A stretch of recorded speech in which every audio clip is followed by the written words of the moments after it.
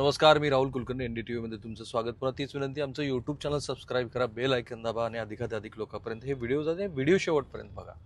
महाराष्ट्राचं राजकारण आज पुन्हा एकदा एका नव्या आणि रंजक वळणावरती आलंय. तेव्हा की जेव्हा महायुतीला 230 जागा त्यांनी जिंकलेल्या आहेत आणि विरोधी पक्षाकडे असलेल्या आमदारांचं बळच एवढं कमी आहे की आता महाराष्ट्रात सगळं आलबेल आहे, सगळं स्थिर सरकार चालेल असं वाटत असताना श्री महेश वांजरेकर यांना श्री राज ठाकरे यांनी जी मुलाखत दिली, त्या मुलाखतीमध्ये, कारण मी राज ठाकरेचं प्रत्येक भाषण, प्रत्येक मुलाखत की अत्यंत बारकाईनं पाहतो, कारण वन ऑफ द इंटेलिजंट असलेला राजकीय नेता असं माझं राज ठाकरे यांच्याबद्दलचं मत आहे. त्यांच्या राजकीय भूमिकेबद्दलचं मत माझं वेगळं. परंतु राज ठाकरे यांनी आजवर कधीही असं म्हटलं नव्हतं की मी उद्धव ठाकरे, आता आजचा जो काही सूर आहे की मराठी माणसांनी मराठीच्या मुद्द्यासाठी एकत्रित यायला हवं आणि इनफॅक्ट सगळ्याच राजकीय पक्षातल्या मराठी माणसांनी एकत्रित येऊन एकच राजकीय पक्ष काढावा असं श्री राज ठाकरे म्हणाले. आणि प्रश्न होता ते तुम्हा दोघांचं एकत्रित येणं शक्य आहे का? तर ते असं म्हणाले की मराठी माणसासाठी, महाराष्ट्रासाठी आमचे हे जे वाद आहेत ना, हे फार किरकोळ आहेत.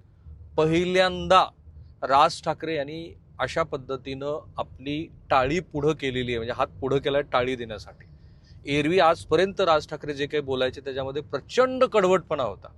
उद्धव ठाकरे हे अत्यंत अविश्वासू आहेत, कारण पहिल्यांदा जेव्हा राज ठाकरेंनी पक्ष काढला, आणि पक्षाच्या आधीची गोष्ट तर फारच मोठी आहे, कारण मला सुदैव आहे की मी उद्धव ठाकरे यांचा पहिला टेलिव्हिजनवरचा कुठल्याही प्रतिनिधित्व केला नव्हता. ती मुलाखत मी केली होती उद्धव ठाकरेंची, आणि उद्धव ठाकरेंनी माझ्या त्या मुलाखतीसाठी वर अशी लाईट बंप वगैरे करून मला दाखवली होती. तर ते उद्धव ठाकरे हे जेव्हा महाबळेश्वरच्या शिवसेना पक्षाच्या बाळासाहेबांच्या पुढाकारानं झालेल्या अधिवेशनामध्ये राज ठाकरे यांच्या पुढाकारानं शिवसेनेचे कार्यकारी प्रमुख झाले, आणि त्यानंतर बरंचसं पुलाखालून पाणी वाहून गेल्यानंतर आणि राज ठाकरेंनी स्वतःच्या बळावरती 13-14 आमदार निवडून आल्यानंतर मध्ये जो काही प्रसंग घडला त्याच्यातनं खूप मोठी कटुता आली. मी बाळा नांदगावकरांशी अनेक वेळेला जेव्हा जेव्हा प्रसंगाला तेव्हा बोललो, आणि राज ठाकरेंनी ते बाहेर सांगितलेलंच आहे की एका प्रसंगामध्ये ती युती होण्याचं ठरलं होतं, अनिल परब त्यात मध्यस्थी करत होते, आणि 12 वाजता फॉर्म भरायला 3ची मुदत आहे, शेवट आहे. राज ठाकरेंनी आपले उमेदवार घोषित केलेले नाही आहेत. 12पर्यंत त्यांनी वाट पाहिली. उद्धव ठाकरेंना भेटण्यासाठी मातोश्रीवरती बाळा नांदगावकर गेले होते, उद्धव वर, बाळा नांदगावकर खाली, असा तो प्रसंग. आणि त्याच्यानंतर जेव्हा बाळांनी परत फोन करून राज ठाकरेंना सांगितलं तेव्हा ते म्हणाले की उद्धव असाच आहे, तो तिथून परत आहे. तर त्याच्यानंतरची जी कटुता आहे राज ठाकरे यांच्या बोलण्यातली, आणि मग त्याच्यानंतर बाळासाहेबांच्या शेवटच्या दिवसातला वडा वगैरे, हे सगळ्या महाराष्ट्राला गोष्टी माहिती आहेत. तर ह्यामुळं ना, ह्या दोघा बंधूमध्ये बाकी काय व्हायचं ते होईल. जो मराठी माणसातला एक दुर्गुण असतो की मराठी मनुष्य एकमेकांच्याच पायात पाय घालत राहतात, तर तसं वाटत होतं की राजकारणामध्ये सुद्धा हे होईल. 2च प्रादेशिक पक्ष असे आहेत महाराष्ट्रामध्ये की ज्यांनी स्वबळावरती काहीतरी करून दाखवलं, अर्थात श्री शरद पवार आणि दुसरे बाळासाहेब ठाकरे. पण त्यांच्या पुढच्या वारसामध्ये जी काही लढाई सुरू आहे त्याच्यामध्ये हे दोघं एकत्रित येण्याची अजिबात शक्यता वाटत नव्हती. पण आज राज ठाकरे यांनी खरोखर आपला एक हात पुढं केलेला आहे टाळी देण्यासाठी, अर्थात त्याला प्रतिसाद पण दिलाय उद्धव ठाकरे यांनी.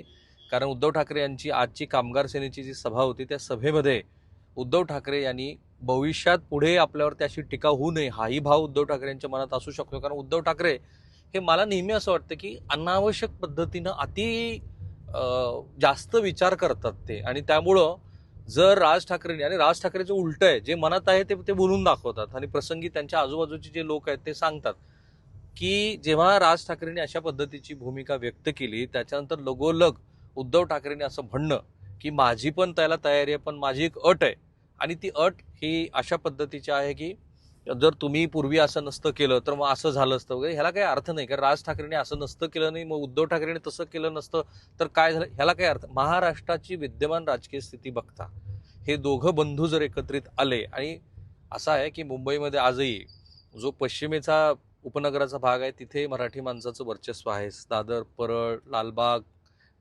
गोरेगाव आणि गिरगाव ह्या सगळ्यातनं जरी मराठी माणसाचा टक्का हळूहळू कमी होत असला तरी ठाकरे नावाचं वलय आणि मराठी माणसाचा प्रभाव ह्या दोन्ही गोष्टी आहेत. आज मी पुण्यात आहे तर मला सुद्धा आश्चर्य वाटतं की पुण्याच्या गल्लोगल्ली हिंदी भाषिक लोक किती मोठ्या प्रमाणात आहेत. अर्थात त्यांचा दुस्वास नाही, आपल्याला ते करता येत नाही हा भाग आहे.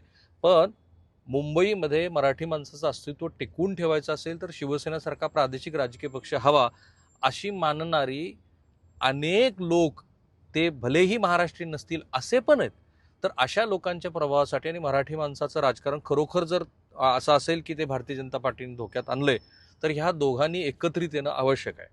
हा एक भाग. दुसरा भाग, दोघांचं राजकीय आत्ताची कारकीर्द जर बघितली आपण, आणि मी सुरुवातीपासून म्हटलं की उद्धव ठाकरेंनी ज्या ज्या काही राजकीय भूमिका घेतल्या त्या साफ चुकीच्या होत्या. त्यांच्या अनेक सहकाऱ्यांना त्या आवडत नाही, ते माझ्यावरती व्यक्तिगत टीका करतात. त्यांच्या उद्धव ठाकरेच्या जवळची असलेली माणसं पण असा भाव बाळगून असतात की उद्धव ठाकरेबद्दल मला काहीतरी आकस आहे. अजिबात नाही. उद्धव ठाकरे यांनी स्वतःच्या प्रादेशिक राजकीय पक्षाची मर्यादा लक्षात न घेता मध्ये ज्या काही कोलांट्या उड्या मारल्या, त्यानंतर त्यांचं हेच होणं अपेक्षित होतं आज जे झालंय. आणि त्याशिवाय पुढच्या फळीमध्ये उद्धव ठाकरे यांच्याकडे असं नेतृत्व नाहीये की जे ह्या शिवसेनेला ह्या आत्ताच्या पडझडीपासून उभारी देऊ शकेल.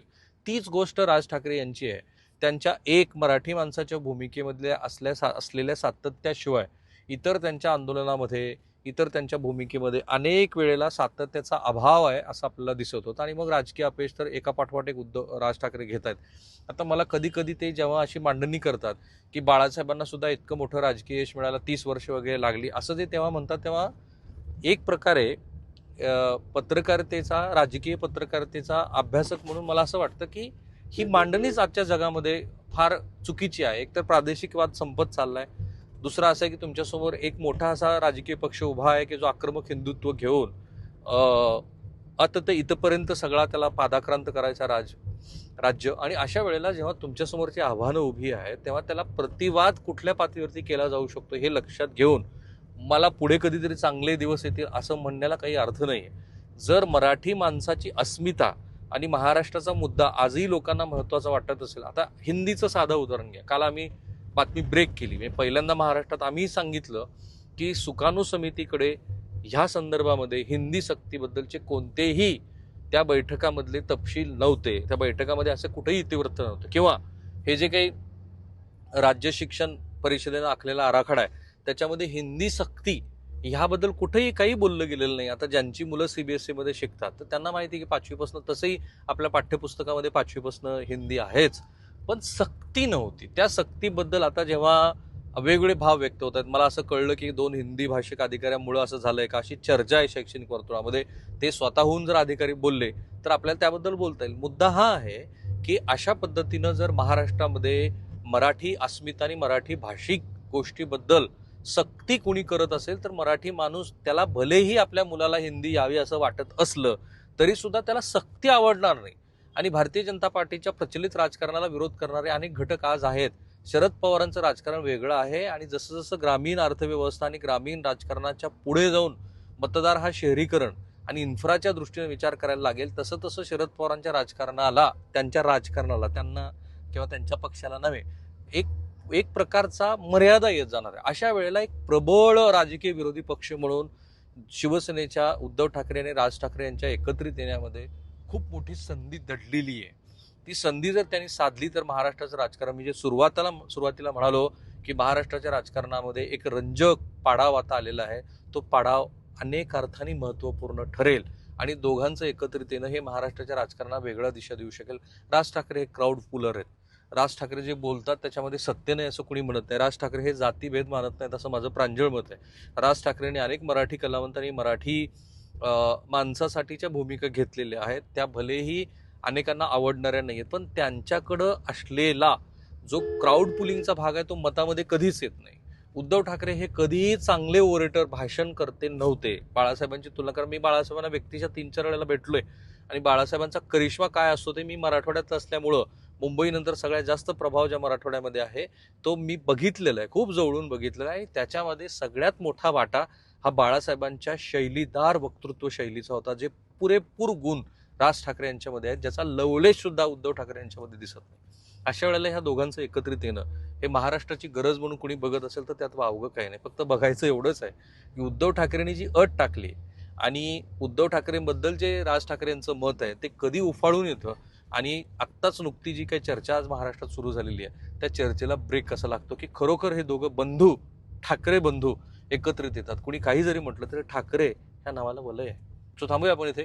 पुन्हा एकदा तीच विनंती, आमचं यूट्यूब चॅनल सबस्क्राईब करा, बेल आयकन दाबा. NDTV सगळ्या सोशल मीडिया प्लॅटफॉर्मवरती आहे. आणि या व्हिडिओच्या कमेंट बॉक्समध्ये या दोघा बंधूंच्या एकत्रित येण्याबद्दल तुम्हाला काय वाटतं ते जरूर कळवा. धन्यवाद.